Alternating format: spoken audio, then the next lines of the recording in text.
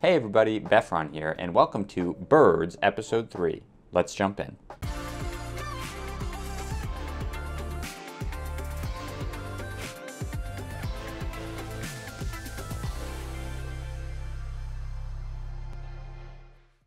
Alright everybody, so welcome back to Episode 3 of a Floowandereeze deck review. So I have done 2 deck reviews of Floowandereeze in the past. One was a deck list, and then the one was a playthrough. And that was pre-ban list, probably about 2 ban lists ago. Right now, we're in July of 2023, and I wanted to go over my deck as it stands with the current ban list in effect. And I thought this was interesting because right now I'm getting to a point where I'm really at a good flow with Floowandereeze. I'm going to a lot of locals. I don't play a lot of regionals or anything like that, but I play a lot of locals. And I'm pretty consistently going 3-1 or sometimes even 4-0 with this deck. So I want to share this with you all and get some feedback on what you think. And anyway, let's go ahead and jump in. So the nice thing about Floowandereeze overall is that like the play style hasn't really changed even with the ban list.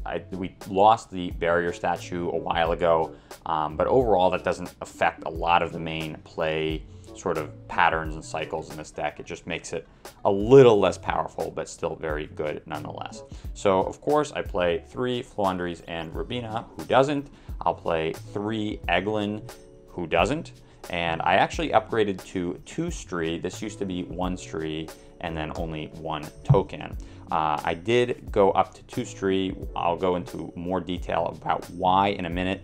It's largely consistency, but there's also a little extra detail of why I went up to 2 Stree. Then I still play the same tribute monsters, 2 M-Pen, 1 Ryza, and then 1 Apex Avian. I never really got into the whole Snowl thing, you know, inflicting piercing battle damage. I like these better. I felt like 5 tribute monsters was too much. You could brick too much. And so I just stuck with the same lineup that I have. And I really like this, you know, having the Omni Negate with Apex Avian, having the searches with M-Pen and Ryza, giving you some ability to recur cards from your graveyard back onto your deck is really good. So I'm happy with these.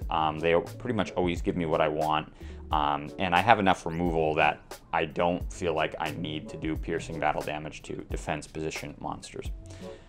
Moving on to spell cards, we have 3 Pot of Prosperities and 3 Pot of Dualities. Of course, those have not changed. I did take out, however, the Pot of Extravagance. I didn't like removing from my extra deck at random, and I didn't like that you could only play it at the beginning of your main phase, and plus it conflicts with Pot of Prosperity. Now, I do have other things that conflict with Pot of Prosperity, but, you know, 3 things that conflict with Pot of Prosperity really hurt. I play 3 maps, of course, and 3 Advent of Adventure. And so this is basically the same as what you saw in the first video from a few months ago. This pile of spells here hasn't changed. The new stuff, however, comes with Jack in the Hand. So this is a little tech that came out a few months ago that some people introduced. Lets you search your deck for 3 level 1 monsters. Your opponent picks one of those monsters and puts it into their hand. You take one of those monsters, put it into your hand, and shuffle the other one back into the deck. And so that really explains a lot of the reason that I took the extra Stree into the deck. Basically, what I do with Jack in the Hand is I'll search for an Eglin, Stree, and Rubina. Now, most of the time, people will take Rubina because that's the best starter. I'm not too worried about this happening. You know, they would take Rubina, I would take Eglin, and then Stree would go back to my deck in most cases. But what could happen if I didn't have this extra Stree in the deck, if they happened to know that and they took the Stree, then my deck would have no Stree in it, right? I'd be left, my whole deck would just be Rubina, Eglin, and Token, and I would lose the Stree. So I wanted the second Stree so I could search that with Jack in the Hand and then still have Eglin and Rubina. If they take Rubina, oh well, I have more in the deck. If they take Eglin, oh well, I have more in the deck, but Stree, I just didn't want to be left in a case where they take the Stree and then I have no Stree left in my deck. So that's why. But other than that, other than having to main that extra Stree, Jack in the Hand is fine. It makes it really consistent. I have seen this deck be way, way, way, way more consistent. I think in my last few locals, I had 1 or less bricks all night out of, you know, 4 games and 3 rounds each, out of like 12 games total that I played. I think I only bricked like once, really bricked once per night. This adds a lot of consistency, and even having the extra starter, right, adds consistency too. Even though, you know, it's not the best starter, Stree is not the best starter to have in your hand, there's ways you can play into it.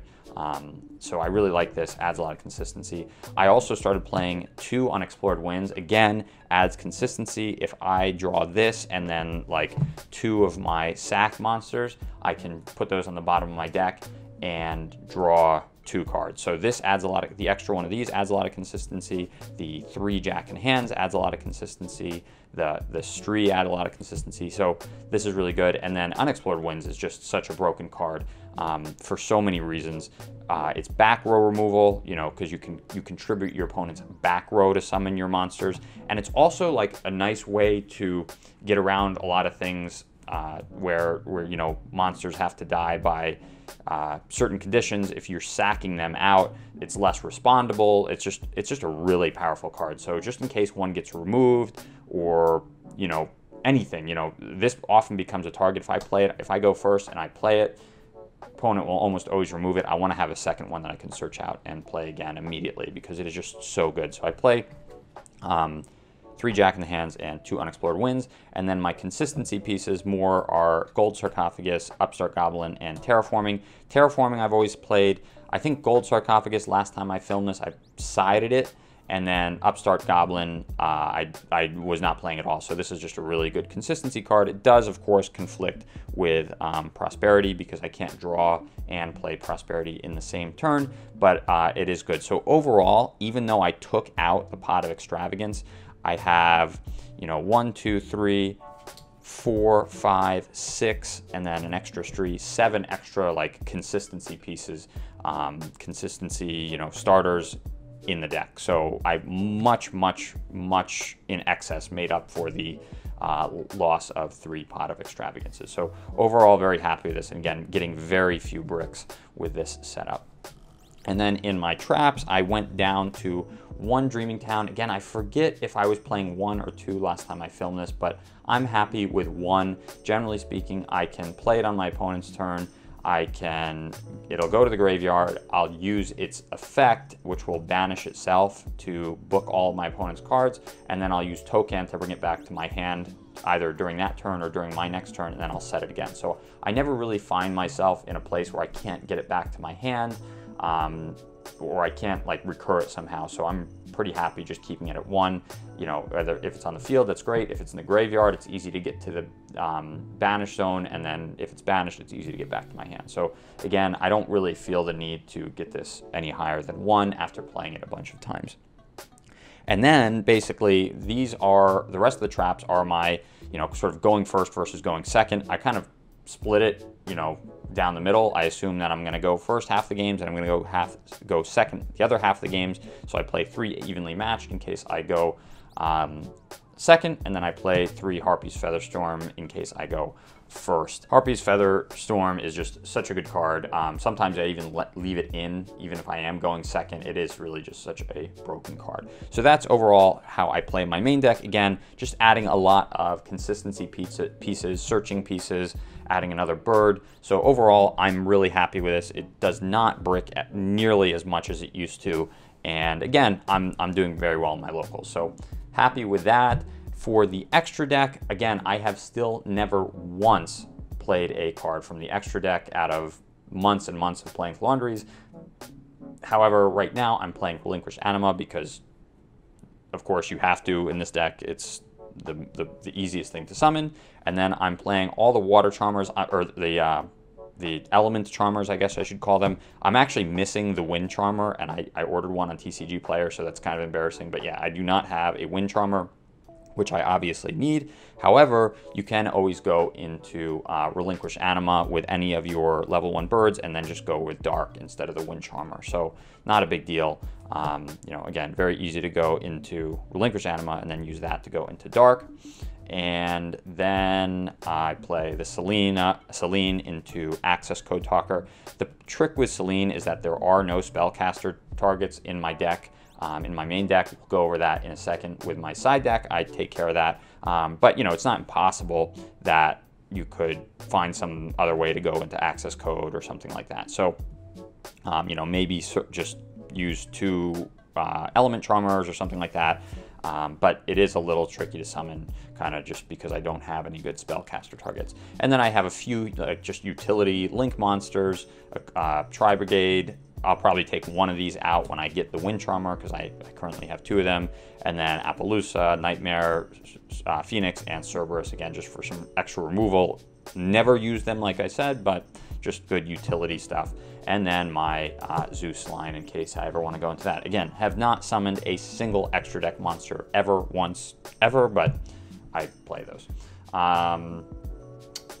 Next, for my side deck, Droll and Lockbird. Droll and Lockbird is just a really good card. You have to be extremely careful of when you play it, because you can lock yourself out, right? Even if I play this on my opponent's turn, cards cannot be added from either player's main deck. So, you know, if I play it right early in my opponent's turn, I can't use Dreaming Town to summon anymore, because then I won't be able to add cards from my hands from Rabina and Eglin. So you have to be very careful with the way you play it. But if you play it right, you know, it's basically a turn skip in a lot of cases, or a significant slowdown at very least for a lot of the meta right now. So I still play it.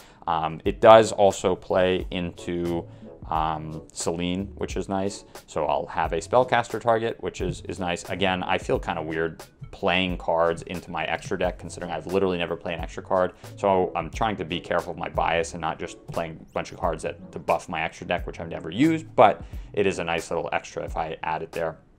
And again, just a super good card. I mean, I've won me a couple games by slowing down my opponent if they go first. Dimension Shifter, I do side this because I obviously don't want to play it against Cash. Cash is the one thing that pretty consistently is either a challenge or beats me. So I don't want to play this against Cash. I'll bring it in against virtually any other matchup, sometimes even going first, depending on what the matchup is. I'll still just play it. The problem is these two do conflict, right? Because Droll and Lockbird you have to send to the graveyard by its effect. It's not a discard. You have to, quick effect, you can send this card from your hand to the graveyard. So if you have something like Dimension Shifter already active, you cannot Droll and Lockbird. But that said, Dimension Shifter, like I said, sometimes I'll even side it in if I'm going first. It's a good thing to just play and prevent my opponent from using Droll and Lockbird if I think my opponent sided in Droll and Lockbird. So that's how I use Dimension Shifter. It can stop my opponent's plays, but it can also prevent them from using a lot of the hand traps. So I like Dimension Shifter for that reason. 3 back row removals for, you know, Cash, for the occasional Tearlaments that comes up. I can pop their field spell. I usually don't even play it against those. There's other things I want to do instead, but it is possible. And in case I do play like a Dinomorphia deck or something like that, very back row heavy, I can address that. Trap Trick, this is really when I'm going first and I want to play like full gas with my Harpy's Featherstorm. Definitely play Trap Trick with that. It is a normal trap card. And like I said, Harpy's Featherstorm is just such a ridiculously good card. I want to do anything I can to play that, so I play Trap Trick for that. And then the last 3, I think previously I played 3 Raigeki, but then I just decided to change it up, and this has been a lot of fun. Kind of, I don't know, it's probably not the most optimized. Obviously, it's least consistent because I'm playing a bunch of one-ofs, but these are definitely very good going second cards. Obviously, Raigeki, like I said, I used to side 3 of them, but then just to change things up, I went with Change of Heart and Brain Control. If I can take my opponent's cards, a lot of those effects, like on Mirror Jade, right? If this card is removed from the field from an opponent's effect, right? Like Mirror Jade goes away because now I'm the one sacking it out or something like that. So I can take my opponent's card and then sack it for an M-Pen or something like that, or do whatever I want. But, you know, again, taking my opponent's cards and then sacking them or linking them away or something, that gets around a lot of those effects that trigger, you know, if this card is destroyed by a card effect or something like that. So I like those. They've been a lot of fun. Again, not a huge consistency play. I won't say like you absolutely have to do this, but they've caught my opponents off guard a couple of times, and again, they get around a lot of those effects if you can just draw them. Anyway, so that is my main, extra, and side deck for Floowandereeze in July of 2023. If you have any recommendations for me or feedback, please let me know in the comments down below. Also, if you like what you see, please don't forget to like and subscribe. Come back anytime for more modern or vintage Yu-Gi-Oh, Pokemon, or Magic the Gathering content. Anyway, thanks for watching, and see you next time.